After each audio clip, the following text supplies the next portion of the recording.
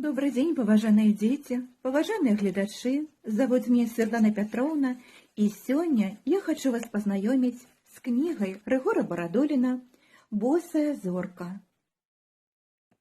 Чытаць я буду верш «Беларусь, ты мой сон великодны». Беларусь, ты мой сон великодны. Сон, что снится анёлам весной. Зрок и слых мой тобою голодны, дух жыве мой табою адной. Гэта ведае неба ды мама, без цябе не бывае мяне, і душа жыць не можа без храма. Цяжка ёй у чужой старане. Адусюль да цябе я імкнуся, быць у шчасці з табой і ў бядзе.